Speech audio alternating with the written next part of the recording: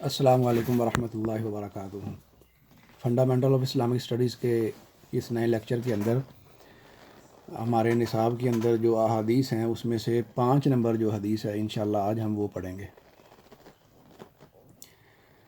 اس کا متن میں پڑھ دیتا ہوں، ساتھ ترجمہ۔ عن ابی ہریرہ رضی اللہ تعالیٰ عنہ عن النبی صلی اللہ علیہ وسلم، حضرت ابو ہریرہ رضی اللہ تعالیٰ عنہ سے روایت ہے، وہ نبی کریم صلی اللہ علیہ وسلم سے روایت کرتے ہیں۔ اس حدیث مبارکہ کے جو راوی ہیں حضرت ابو ہریرہ رضی اللہ تعالیٰ عنہ، یہ ان کی کنیت ہے، اور ان کا جو اصل نام تھا وہ عبد الرحمن بن صخر تھا۔ عبد الرحمن بن صخر، سواد خیرے۔ تو یہ جو صحابہ کرام بہت زیادہ روایات جن سے مروی ہیں ان میں ان کا شمار ہوتا ہے۔ یہ نبی کریم صلی اللہ علیہ وسلم سے روایت کرتے ہیں۔ بہت کم عرصہ رسول اللہ صلی اللہ علیہ وسلم، یعنی کہ مؤخرین جو صحابہ کرام ایمان لائے ان میں ان کا شمار ہوتا ہے، لیکن یہ صبح شام ہر وقت رسول اللہ صلی اللہ علیہ وسلم کے پاس رہتے تھے، اس لیے بہت سے واقعات جو رسول اللہ صلی اللہ علیہ وسلم کے انہوں نے اپنی آنکھوں سے دیکھے تو پھر انہوں نے ان کو روایت کر دیا، اس لیے ان سے بہت زیادہ روایات مروی ہیں۔ وہ نبی کریم صلی اللہ علیہ وسلم سے روایت کرتے ہیں، قال، کہ رسول اللہ صلی اللہ علیہ وسلم نے فرمایا، اجتنبوا السبع الموبقات۔ اجتنبوا، اجتناب کا لفظ ہم اردو میں بھی بولتے ہیں۔ اجتنبوا اس کا مطلب ہے اجتناب کرو، بچو، السبع الموبقات، 7 ہلاک کرنے والی چیزوں سے۔ کیا ترجمہ ہوا کہ رسول اللہ صلی اللہ علیہ وسلم نے فرمایا کہ 7 ہلاک کرنے والی چیزوں سے اجتناب کرو۔ قالوا یا رسول اللہ، انہوں نے کہا، یعنی صحابہ کرام نے عرض کی، جو صحابہ کرام موجود تھے اس وقت جس وقت رسول اللہ صلی اللہ علیہ وسلم یہ ارشاد فرما رہے تھے۔ ظاہر سی بات ہے، اجتنبوا بھی جمع کا صیغہ ہے، تو بچو کہا ہے، زیادہ لوگوں کو کہا ہے، تو زیادہ افراد صحابہ کرام موجود ہوں گے۔ تو قالوا، انہوں نے کہا، جو موجود تھے انہوں نے سوال کیا، یا رسول اللہ، اللہ کے رسول، وما ہن، وہ کیا ہیں، جن 7 چیزوں سے جو ہلاک کرنے والی ہیں آپ اجتناب کا ارشاد فرما رہے ہیں، وما ہن، وہ کیا ہیں 7 چیزیں جن سے اجتناب کرنا ہے۔ اب رسول اللہ صلی اللہ علیہ وسلم بالترتیب ان 7 ہلاک کرنے والی چیزوں کا ذکر فرما رہے ہیں۔ بالترتیب میں نے اس لیے کہا ہے کہ رسول اللہ صلی اللہ علیہ وسلم نے جو 7 ہلاک کرنے والی چیزیں بتائی ہیں، یہ 7 کی 7 ہی ہلاک کرنے والی ہیں، لیکن ان کی ہلاکت کی بھی جو سنگینی ہے اس کا وہ سمجھ آتی ہے رسول اللہ صلی اللہ علیہ وسلم نے جو ترتیب ملحوظ رکھی ہے، جس ترتیب کا خیال رکھا ہے اسی ترتیب سے ہمیں ان کی ہلاکت کی سنگینی اور سختی کو بھی سمجھنا ہے۔ قال، تو آپ صلی اللہ علیہ وسلم نے ارشاد فرمایا، الشرک باللہ، اللہ سبحانہ و تعالیٰ کے ساتھ شرک کرنا، اللہ سبحانہ و تعالیٰ کی ذات میں، اس کی صفات میں اللہ سبحانہ و تعالیٰ کے غیر کو شریک ماننا، شریک سمجھنا۔ جو چیزیں اللہ سبحانہ و تعالیٰ کے ساتھ خاص ہیں اسی کا ہی حق ہے، جیسے بندگی ہے، پرستش ہے، پوجا ہے، اس سے بڑھ کر کسی اور سے محبت نہ کرنا، یہ ساری چیزیں جو ہیں، یعنی اللہ سے ہی محبت کرنا سب سے بڑھ کر، یہ ایمان والوں کا شیوا ہے، اللہ ہی کی بندگی کرنا، اسی سے امیدیں اور آرزویں لگانا، یہ اللہ سبحانہ و تعالیٰ کا حق ہے کلمہ پڑھنے کے بعد۔ تو جو بندہ اللہ سبحانہ و تعالیٰ کے غیر کے اندر، اللہ سبحانہ و تعالیٰ کو چھوڑ کر کسی بھی اور چیز کے اندر اللہ سبحانہ و تعالیٰ کے جو حق اللہ کے خاص ہیں ان کو سمجھتا ہے، تو یہ سادہ مفہوم کے اندر اللہ کے ساتھ شرک کرنا ہے۔ تو رسول اللہ صلی اللہ علیہ وسلم نے فرمایا، سب سے پہلی چیز جو ہلاک کر دینے والی ہے، تباہ کر دینے والی ہے، برباد کر دینے والی ہے، جس سے تمہیں اجتناب کرنا ہے، وہ ہے اللہ سبحانہ و تعالیٰ کے ساتھ شرک کرنا۔ والسحر، دوسری چیز ہے جادو، یہ بھی بہت بڑا گناہ ہے، کبیرہ گناہوں کے اندر اس کا شمار ہوتا ہے۔ اللہ سبحانہ و تعالیٰ کی شدید ناراضگی جو ہے وہ اس سے لاحق ہوتی ہے۔ تو جادو جو ہے یہ بھی بہت بڑا گناہ ہے، یہ دوسری شے ہے جس سے اجتناب کرنے کا فرما رہے ہیں۔ وقتل النفس التي حرم اللہ الا بالحق،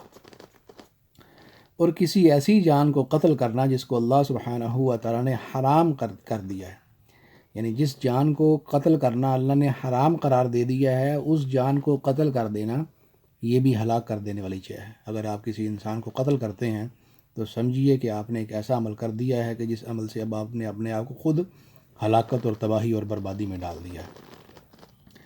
الا بالحق، مگر حق کے ساتھ، یعنی اگر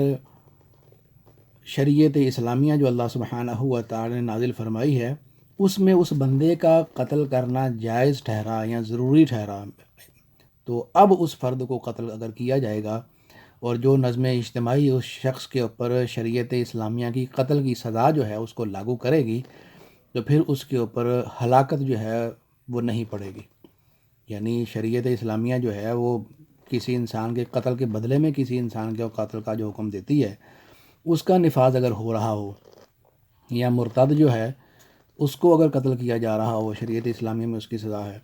اور اسی طرح شریعت اسلامیہ کے اندر جو شادی شدہ بدکار ہے اس کی رجم سزا ہے، جان سے مار دینا۔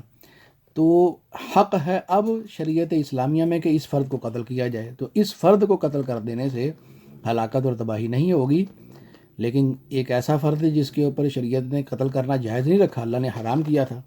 چاہے وہ مسلم ہو غیر مسلم ہو، کوئی ہو جس کو اسلام اجازت نہیں دیتا قتل کرنے کی، قتل کر دیا جائے، تو یہ عمل بھی جو ہے یہ ہلاکت اور تباہی اور بربادی میں ڈال دینے والا ہے۔ وَأَكْلُ الرِّبَا، اور سود کھانا، سود کا کھانا، یہ بھی ہلاکت اور تباہی اور بربادی میں ڈال دینے والی چیز ہے۔ یہ جتنی بھی چیزیں ہیں ان کو پڑھتے ہوئے ہمیں جائزہ لینا ہے کہ خدا نخواستہ خدا نخواستہ خدا نخواستہ ہم ان میں سے کسی چیز میں مبتلا تو نہیں ہیں، اور اگر ہیں تو ہم اس کو فی الفور اور پہلی فرصت کے اندر چھوڑیں تاکہ ہم ہلاکت اور تباہی اور بربادی سے بچ جائیں۔ اور دنیا میں کوئی ذی شعور انسان ایسا نہیں ہے جو خود کو جان بوجھ کر ہلاکت اور تباہی میں ڈال رہا ہو۔ ایسا ہو سکتا ہے کہ کوئی انسان کسی شے کے بارے میں سمجھ رہا ہو کہ یہ مجھے نجات اور کامیابی اور سکسیس اور کامرانی عطا کرنے والی ہے، لیکن حقیقتاً وہ خسارے اور نقصان سے دوچار کرنے والی اور ہلاکت سے دوچار کرنے والی ہو، یہ تو ممکن ہے، لیکن سمجھتے بوجھتے یہ ذی شعور سے توقع نہیں کی جا سکتی۔ تو اب جب ہمیں پتہ چل رہا ہے کہ رسول اللہ صلی اللہ علیہ وسلم ان چیزوں کو ہلاکت اور تباہی اور بربادی میں ڈالنے والی فرما رہے ہیں، تو ہمیں جائزہ لینا ہے کہ ان چیزوں میں کہیں میں مبتلا تو نہیں ہوں، حتی الوسع جتنا ممکن ہو میں ان چیزوں سے احتراز اور جو ہے پرہیز اختیار کروں۔ تو ان میں سے ایک ہے الربا، اکل الربا، سود کا کھانا، یہ بھی ہلاکت اور تباہی اور بربادی میں ڈالنے والی ہے۔ دیگر احادیث سے معلوم ہوتا ہے کہ جس طرح سود کا کھانا جو ہے یہ ہلاکت اور تباہی اور بربادی میں ڈالنے والا ہے، جتنی سنگینی اس کے گناہ کی ہے، کم و بیش اتنی ہی سنگینی اس کے حوالے سے معاونت کرنے والوں کی ہے، کھانے والا ہو، کھلانے والا ہو، اس کے گواہ ہوں، اس کے لکھنے والے ہوں، یہ حدیث کا مفہوم عرض کر رہا ہوں، تو ان سب کا جو گناہ ہے وہ برابر ہے۔ تو ہمیں یہ بھی دیکھنا ہے کہ اس وقت جس نظم اجتماعی میں ہم عالمی سطح پر زندگی گزار رہے ہیں، عالمی سطح کے اوپر جو ہے وہ سود کا نظام جو ہے وہ اعلانیہ طور پر نافذ ہے، تو جتنا ممکن ہو سکے اس سے پرہیز اختیار کرنا یہ کلمے کا اور ہمارے ایمان کا تقاضا ہے۔ اگلی چیز فرمائی وَأَكْلُ مَالِ الْيَتِيمِ، اور یتیم کا مال کھانا۔ یتیم شرعی طور پر اصطلاحی طور پر اس فرد کو کہا جاتا ہے کہ جو بچہ نابالغ ہو اور اس کا جو ہے والد جو ہے وہ نہ ہو، سرپرست اس کا نہ ہو، اس کے جو والد ہیں وہ فوت ہو گئے ہوں اور وہ بچہ نابالغ ہو، جب تک وہ نابالغ رہے گا تب تک وہ یتیم ہوگا۔ تو یتیم کا جو مال اس کو ورثے اور ترکے میں ملا ہے، اس کو اگر کوئی فرد کھاتا ہے تو یہ بہت بڑا گناہ ہے اور ہلاکت اور تباہی میں ڈالنے والی چیز ہے۔ وَالتَّوَلِّ یوم الزحف، اور مارکے کے دن پیٹھ دکھا دینا، یا لڑائی کے دن یا لڑائی کا موقع ہے، لڑائی کا مرحلہ آ گیا ہے، اب مارکا دو بدو جو ہے وہ کفار کے ساتھ درپیش آ گیا ہے اور یہ فرد مسلمانوں کے لشکر میں ہے، عین لڑائی کے دن جو ہے اس فرد نے پیٹھ دکھا دیا ہے اور پیچھے ہٹ گیا ہے، تو یہ بہت سخت گناہ ہے۔ آپ مسلمانوں کے لشکر کے ساتھ گئے ہیں اور سامنے کفار کے ساتھ مارکا آرائی پیش ہے اور آپ نے اسلام کا دفاع کرنا ہے اور اشاعت و تبلیغ کرنی ہے، عین مرحلے کے اوپر آپ جو لڑائی ہونے والی لگی ہے اور آپ پیٹھ دکھا دی ہے، تو یہ بہت بڑا گناہ ہے۔ رسول اللہ صلی اللہ علیہ وسلم نے اس کو بھی ہلاک اور تباہ کر دینے والی چیز گردانہ اور شمار کیا ہے۔ اور آخری چیز جو رسول اللہ صلی اللہ علیہ وسلم نے ساتویں ارشاد فرمائی جو ہلاکت اور تباہی میں ڈالنے والی ہے، وہ ہے وَقَذْفُ الْمُحْصَنَاتِ الْمُؤْمِنَاتِ الْغَافِلَاتِ۔ یہ تین جو ہیں تعریفات ہیں خواتین کی جن کے اوپر بہتان لگانے کے حوالے سے رسول اللہ صلی اللہ علیہ وسلم نے منع فرمایا اور اس کو ہلاکت والا عمل شمار فرمایا ہے۔ وہ کیا ہیں؟ ایک غافلات، یعنی وہ غافل اور معصوم ہے، برائی کے کاموں کا زیادہ اس کو پتہ نہیں ہے، وہ غافل ہے بہت سی ایسی چیزوں سے جس کے ساتھ جو مطلب آپ سمجھیں کہ क्यूट जिसको हम कहते हैं, मासूम औरत है, उसको बुराई के कामों का भी समझ नहीं है, इतना नहीं है उस औरत को शऊर, तो उस औरत पर, और वो मोमिन है और पाक दामन भी है, पाक दामन मोमिन और मासूम औरतों के ऊपर बहतान लगाना, यानी उनकी इज़्ज़त नफ्स के ऊपर हमला करना, उनके ऊपर ये इल्ज़ाम लगाना कि ये बद किरदार है माअल्लाह, या उसके किरदार के ऊपर अगर आप उंगली उठाते हैं। कैसी औरत? जो मोमिन हो, पाक दामन हो, यानी किसी के किरदार पर, ऐसी औरत का किरदार, कैसी औरत? वो पाक दामन है, उसका दामन बिल्कुल महफूज है, उसने कोई गुनाह नहीं किया है, मोमिना है, अल्लाह सुब्हानहू व तआला पर और उसके रसूल पर सच्चा ईमान लाने वाली है। अलगाफिलात, वो गाफिल है। अब ये गफलत के मफहूम को ज़रा आप इस तनादुल में समझें कि इन चीज़ों से गफलत जो है वो भी दीन में पॉजिटिव है, यानी इन चीज़ों के बारे में ज़्यादा शऊर नहीं अगर है तो ये शऊर की अदम आगाही आम तौर पर तो